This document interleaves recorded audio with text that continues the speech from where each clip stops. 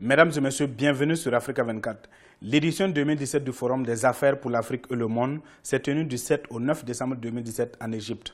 Occasion pour de nombreux pays africains, dont le Sénégal, de séduire plusieurs investisseurs. Et lors de cette rencontre, Africa 24 a reçu pour vous Mme Houdia Mbaye, ministre de la Promotion des investissements, des partenariats et développement des téléservices de l'État. Mme Houdia Mbaye est notre invitée dans ce présent numéro de décryptage. Plusieurs pays africains comme le Sénégal participent à la deuxième édition du Forum des affaires pour l'Afrique et le monde. Quelles sont les potentialités de votre pays et dans quel secteur le Sénégal souhaite que les investisseurs viennent y faire des affaires? Je pense que le Rwanda, la Côte d'Ivoire, etc., ce sont de bonnes destinations d'investissement. Mais je crois aujourd'hui qu'il n'y a plus aucun doute pour personne dans le monde qu'au Sénégal, nous avons un territoire large, nous avons un leadership fort d'un président engagé et nous avons tous les avantages comparés en termes de position géographique stratégique, en termes de stabilité de la démocratie. Ça fait longtemps que nous faisons de la démocratie, nous votons et nous faisons des alternances politiques pacifiques. Ensuite, évidemment, nous avons un pays avec 700 km de côte qui a un potentiel touristique énorme. Nous avons un plan Sénégal émergent avec évidemment les axes stratégiques comme la transformation structurelle de l'économie, le développement du capital humain.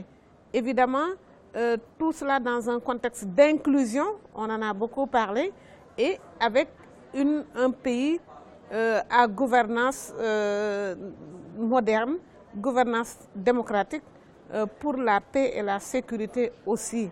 Et donc, nous appelons à investir dans des domaines aussi importants que les infrastructures, c'est l'avenir de l'Afrique, l'agriculture et l'agrobusiness, bien entendu, l'habitat social avec également un écosystème de construction, l'énergie, évidemment, grand enjeu pour l'Afrique, les mines, beaucoup de potentiel au Sénégal aujourd'hui et bien entendu le hub service que nous voulons, j'ai dit le tourisme, mais il y a aussi la santé, il y a l'éducation.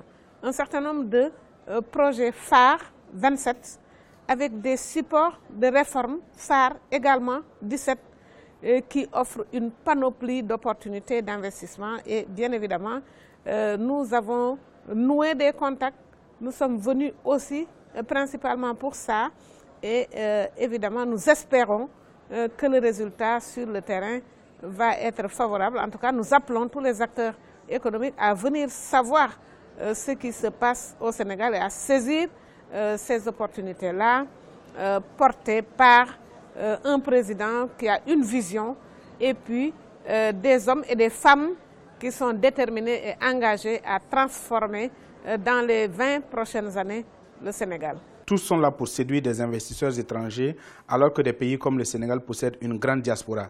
Que faites-vous à ce niveau pour capitaliser sur cette diaspora dans le domaine de l'investissement? Vous tombez à pic parce que là, il y a une semaine, j'ai lancé le forum du Fonds d'investissement de la diaspora. Vous le savez, la diaspora contribue dans nos pays à l'économie et à l'investissement.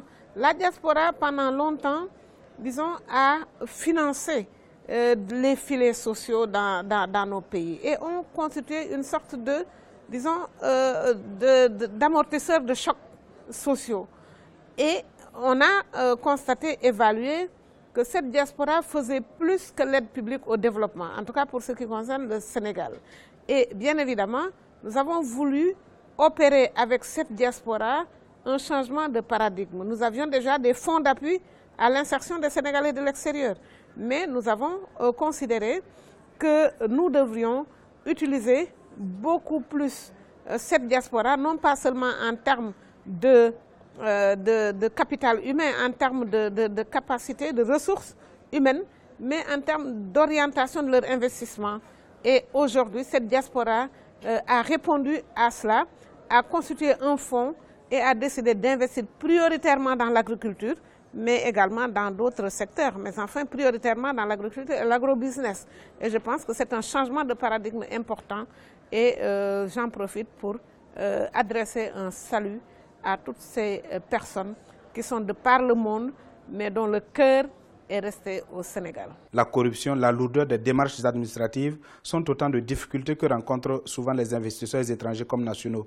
Quelles sont les mesures prises au Sénégal pour minimiser toutes ces tracasseries qui retardent l'investissement? Vous savez, au Sénégal, je pense que les dernières notations de toutes les organisations internationales de notation placent le Sénégal parmi les pays qui ont fait de gros progrès. La corruption, c'est bien entendu un mal universel. Nous parlons beaucoup de lutte contre les flux illicites, etc. Et le président de la République, Macky Sall, a mis en place des instruments pour cela. Il y a l'OFNAC qui permet de lutter contre la corruption et il y a toutes les politiques de dématérialisation des procédures dans l'administration qui permettent justement non pas seulement de gagner des délais, mais de gagner de la transparence. Et toutes les instructions, les dernières instructions qui concernent le programme de réforme de l'environnement des affaires et de la compétitivité sont un peu tournées vers cela en termes de télépaiement, en termes de modernisation de l'administration, etc. Il s'agit pour nous, évidemment, de construire des économies résilientes et évidemment des économies fortes qui s'adaptent aux évolutions du monde actuel. La problématique des échanges sud-sud a dominé ce forum. Quelle est la réelle vision du Sénégal pour promouvoir le commerce intra-africain? C'est notre postulat initial. Tous les présidents qui se sont succédés au Sénégal ont parlé de panafricanisme, ont beaucoup investi dans la construction de ce qui est le NEPAD aujourd'hui et dans le travail au sein de l'Union africaine.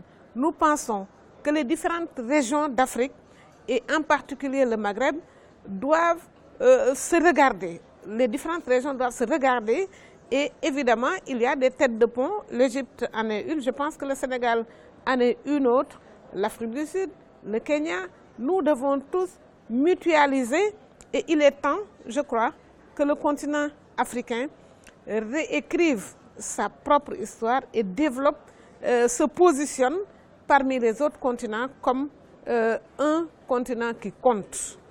Évidemment, c'est l'engagement des autorités de notre pays et je pense qu'en plus de la volonté politique importante marquée par les chefs d'État, les grands champions économiques doivent se donner la main et les peuples doivent se donner la main.